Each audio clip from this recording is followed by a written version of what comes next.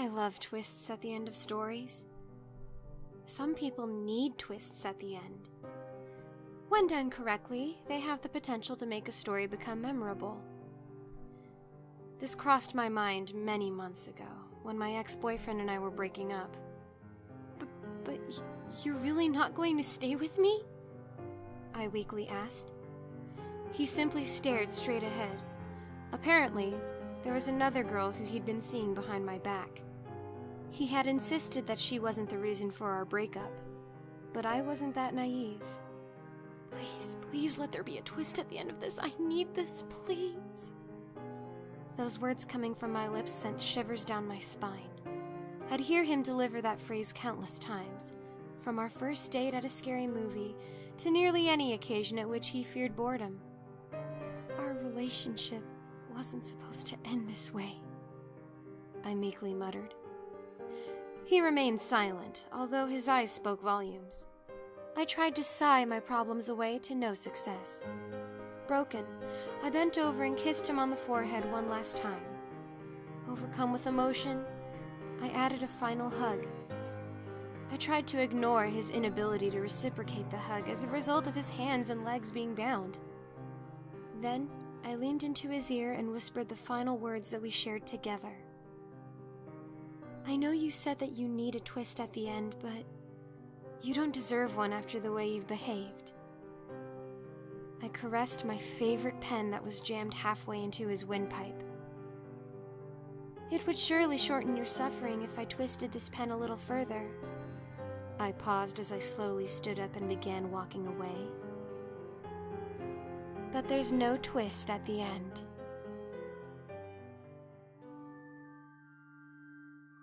Male. What color do you want his eyes? Blue. Definitely blue. Okay. What about the hair? Blonde. The man smiled, and we smiled back. Have you thought about a career? Banker. Something that makes a lot of money. Okie dokie. Girlfriend, boyfriend? I'm not judging. Girlfriend. Okay. Is there anything else? We want him to be important. How important? We want him to make a difference. Someone who's remembered for a long time. No problem. Okie dokie. This comes to around... He typed furiously on his keyboard. $3,200,000. Is that okay? My head sank. My husband put his arm on my shoulder as I began to cry. We can't afford that. You're not the first. But don't worry. We can work this out. All we have to do is just give him some hardships. What do you mean? Well, we could give him asthma. That will be $20,000 off the price. Diabetes is $30,000. Would that make a dent? We shook our heads. What's your budget? Around 400,000. The man checked his computer. Okay, but it will take a big sacrifice from you. We want the best for our son. Well, you can make him an orphan. But you know what that means. As soon as we sign this... No. Otherwise, you could die in a car crash when he is young. What blood type are you again? AB positive? Good. That will work in your favor. We'll need a full body examination. Are you a smoker? No. Well, what about your husband? Is he happy to be involved too? We need someone to take care of him. You can't have us both. I'm sorry, but we will need the both of you, if you want to go ahead. $3,200,000 is a lot of money to offset. We looked at each other again and nodded. Yes, we are both happy to go ahead. Good. We promise your son will be the person you want him to be. We'll send over the contracts in the next couple of days. Please, we want to see him graduate. One of us will need to be around until he gets on his feet. I understand your concerns. Mrs. Williams, as you are AB negative, you will need to be harvested before he's 10. But Mr. Williams, we can afford to wait until your son is 20. I know this is an important decision, so you don't need to make it now. Take your time. Think it over. If you want to go ahead, we can get the ball rolling and send the doctors over to evaluate your organs. My husband looked at me anxiously. We wanted the best for our child, and I would do anything to make sure that he had the best start in life. I wasn't always chubbier than Ida, but got to be when it sucked the most, in high school. Until then, we had been perfectly identical and unlike other twins we knew. We loved dressing the same, and we loved dressing like Taylor Swift because we also looked like her and because we both loved her so much. After I got fat, for a while we still tried to, but our other friends would call me Fat Ida, so I started wearing sad sack dresses instead of the cute tank tops and denim short combos we both loved. I tried everything I could to get back to looking like my old self, all the while sharing a room with it. At first, Ida was supportive and nothing changed between us, but once she started getting popular when we both got boobs, even though mine were bigger, she stopped talking to me at parties and started avoiding me at school. I saw daily people we used to trick into thinking she was me and I was her all the time, and they would now treat us totally different. They invited her to hang out at their pools, and they threw cartons of milk at me. Trying to look like my old self turned into trying to look like Ida because none of us looked like our shared former self after we graduated. We grew apart even more during college. At first she acted like she didn't know why, but then she stopped pretending to care. Then I moved to a new city, and all of a sudden, I wasn't fat anymore. With no one to be compared to, I was just your average 20-something-year-old. Ida and I didn't talk for months at a time. In 2016, I got myself totally under control. I let go of my hang-ups, and the weight melted off because I was happy and started talking about my work on the local TV station semi-regularly. I even got a stalker, Eddie. He would show up randomly in front of my office and rush me and shout tacky love proclamations at me. I never engaged him, even though the things he shouted got scarier with time. Ida and I reconnected for real, and to celebrate, we got tickets for a Taylor Swift concert. We even coordinated our outfits over the phone, giggling like we last did that 10 years ago. I posted my outfit on Instagram, fixed myself a vodka Diet Coke, and got going. Eddie shot Ida in the head 12 times before the cops killed him. I might have gained the weight when it sucked most, but feel really happy I lost it when I did.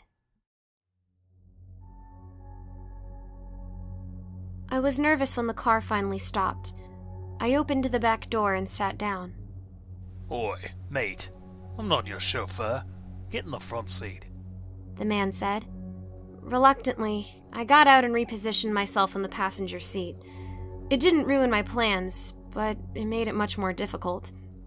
The man pulled away, one hand on the steering wheel and one in his lap, which he left as if his arm were lame. Where are you headed? He asked. Just anywhere away from here, I responded. The man shifted in his seat. The road was empty, the streetlights sporadic. I slipped my hand into my pocket. I noticed the man steal a glance. Are you running from someone? No, I said, breathing deeply and gripping the knife in my pocket. I slipped it out, putting my other hand in the man's coat, pulling him closer.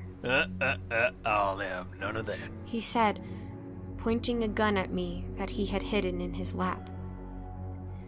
He chuckled to himself. Well, ain't this ironic? What were you gonna do? Stunned, I withdrew my weapon and sunk into the seat, lamenting getting into the car. Were you gonna kill me? He asked. I stayed quiet. Well, tonight ain't your lucky night.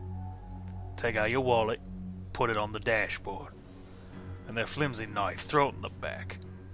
I sighed, complying with his order. Good. You know how this works. We drove in silence for the next few miles. You know this isn't personal. I see why you wanted to sit in the back now. I did think that a little odd for a hitchhiker. You know I'm gonna kill you, right? I hung my head. Hold up. The man said, slowing the car. He pulled over and a young woman approached the car. He rolled down my window. Need a ride? Thank you so much. I broke down. There's no signal out here. I thought no one was going to stop. She said, relieved. Well, maybe it is your lucky day. The man said. Get out. He handed back my wallet and I left the car. The woman entered, and the car sped away. I sighed in relief and pulled the other wallet out of my pocket. I checked the driver's license. Alex Jones, 155 Oak Lane, Dorset. That's not far from here. I stuck out my thumb and waited for someone to pick me up. I knew where I was going now.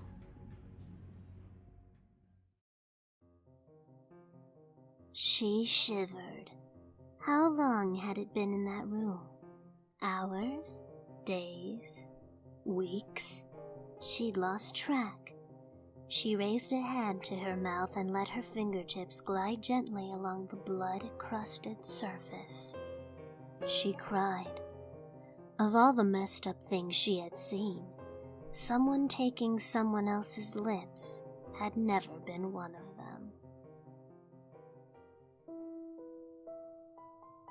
They stood in shock, staring at the severed hand they'd found by the hiking trail in the woods, soaked in its own blood.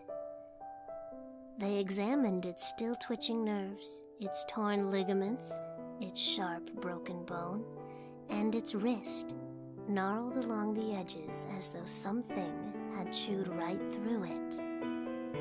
They didn't know what was more frightening: the hand's colossal size, easily towering over their bikes, or the fact that something out there was strong enough to tear it from its owner.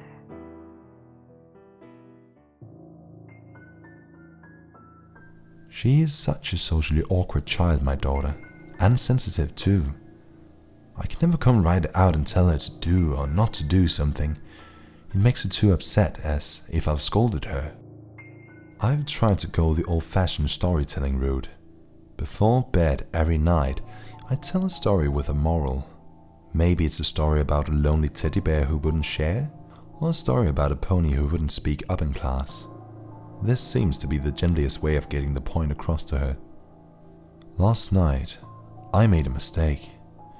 All day long as I talked to her, I watched in growing frustration as her eyes darted around the room, looking everywhere but at me.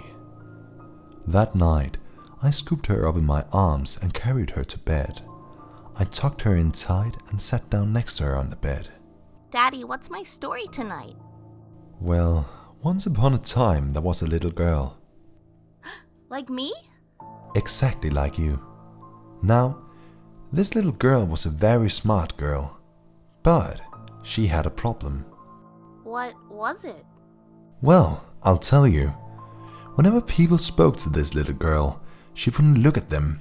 She looked at the ceiling, or at the floor, or at a spot in the wall. One day, she was walking along in the woods when she came upon a witch. The witch said, "Oh, what a good and smart girl." The girl said thank you, but she was looking at the top of the trees. This made the witch very angry. She grabbed up the girl and sat her down in her hut. "Why won't you look me in the eye?" asked the witch. The girl said she didn't know. Now she was very scared. Finally, the witch got so angry that she went around the forest, scooping out the eyes of the woodland creatures. She made a crown of the eyes and placed it on the girl's head so that no matter where the witch stood, the girl could always be looking at her. I looked down at my daughter, who was looking back at me, her eyes wide. I knew it then.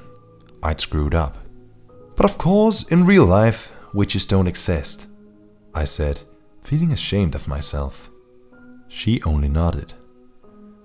I went to bed, fully expecting my daughter to come running into my room in the middle of the night, scared by the nightmares that I had fueled with my story. To my surprise, she didn't. I saw why this morning when I woke up. There, on the kitchen table, was a crown. The eyes were different in colors and sizes, all woven together by a pink band of optic nerves. My daughter stood next to them, looking proud and fearful at the same time. She lifted her blood-stained hands toward me. I made it so that I can always look at you, Daddy. Do I really have to? My boyfriend whined playfully, tossing our empty gelato cups into the trash can. It had taken us 2 years of saving to afford this vacation to Rome, and he'd spend the first 3 days reading on the hotel balcony, while I explored old-world cathedrals. At least, that's what he told me.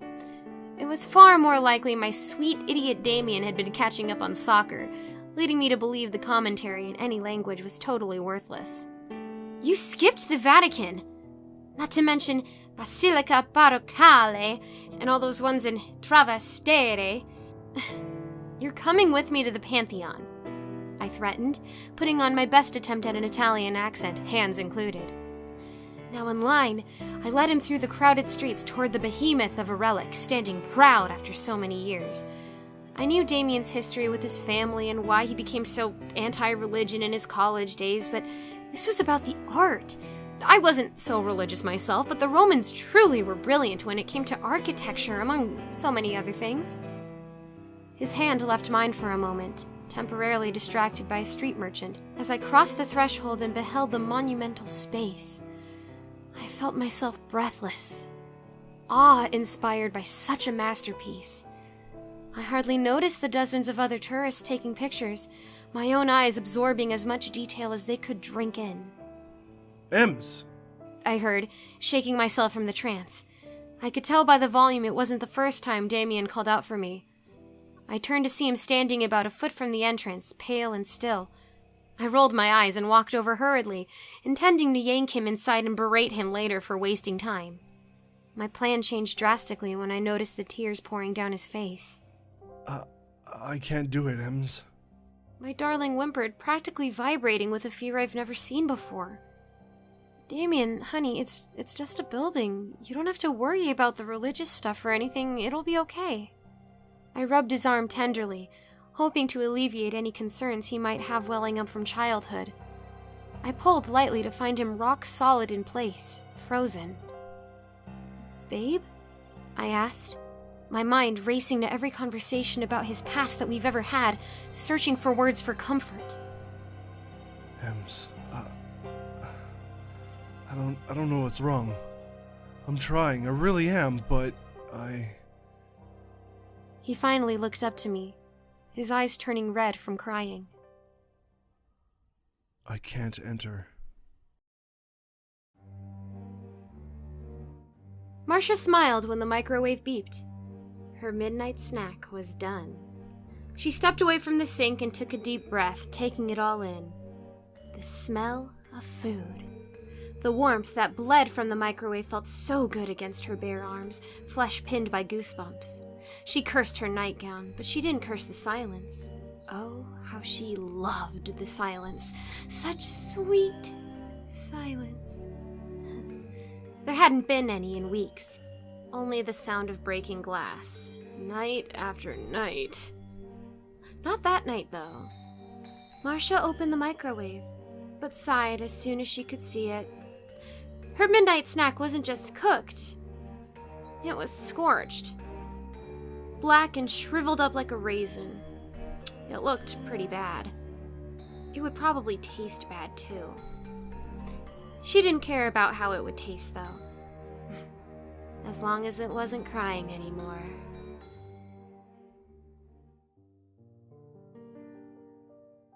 "911, what's the address of your emergency?"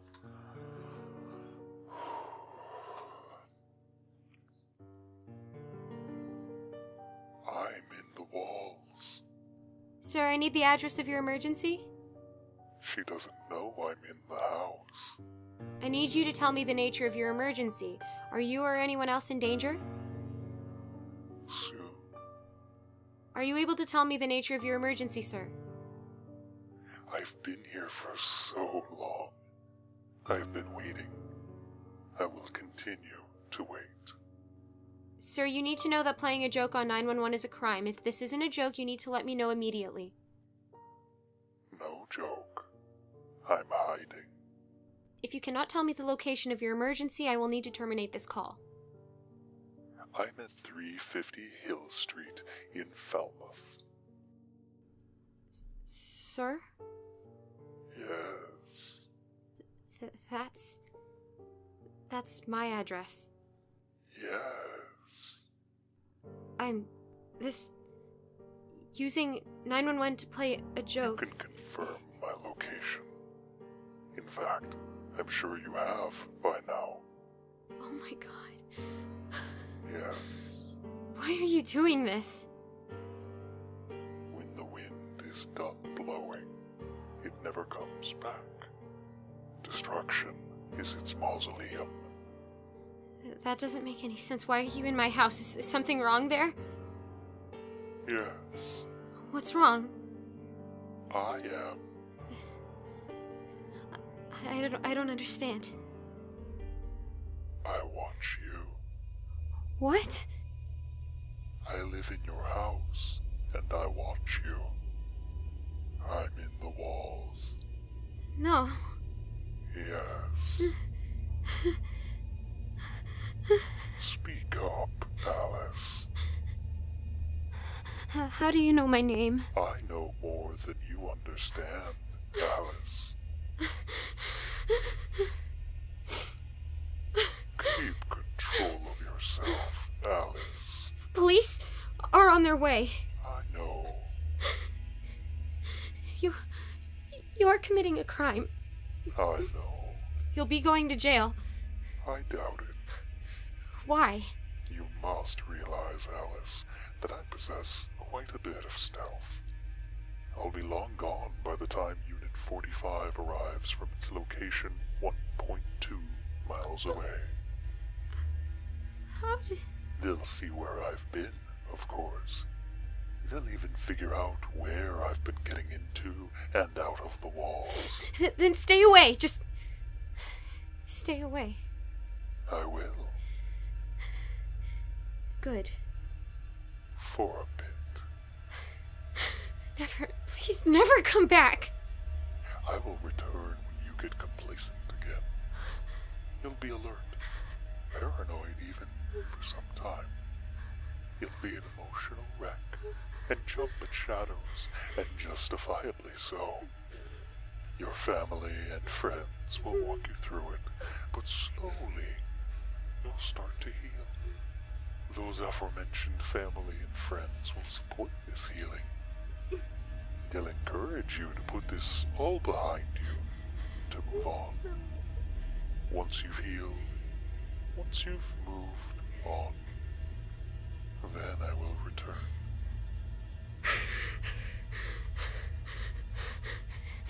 It's better this way. Healing will be your pain. I'll move. And I'll follow you there.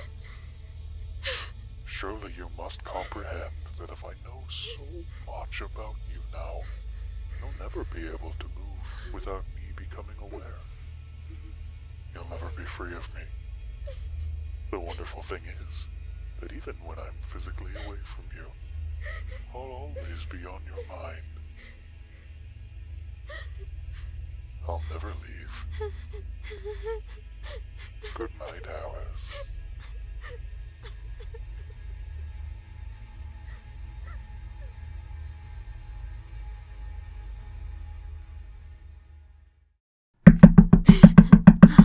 Oh, gosh. It's a little late for trick-or-treaters, isn't it? Oh, I must have fallen asleep on the couch. It's just before midnight. The crowd's thinned 2 hours ago. My first time passing out candy, and I did it right. Anna wanted me to meet her at Joe's party tonight. She even said that Jack would be there. But ever since I moved into this neighborhood, I've felt a responsibility to keep up my previous tenants' Halloween spirit. Mrs. Wooten was always so festive, and her children asked that I would honor her legacy by keeping up with traditions. I wouldn't have to do anything specific, but the low rent made me feel obligated to go all out. I used most of her decorations from the garage and bought a few new scares to make it my own. Not bad for a spooky yard on a grad student budget. After about 9 p.m., I turned the porch light out and left the remainder of my candy in a bowl at the edge of the walk. Maybe they'll go in a second. Trick or treat! 2 small voices. Why are they out this late? Ugh, their parents must have gotten a late start with them. I cracked the door. 2 boys, about 8 and 6, a mummy and a fireman. They hid their faces from my intruding light. Hey kids, those are some awesome costumes. Where are your parents? The mummy turned and pointed down the walk without a sound. I guess he doesn't want to break character.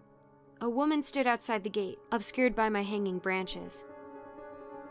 Was there any candy in the bowl by the gate? Both boys shook their heads. Well, let me see if I have any more candy inside.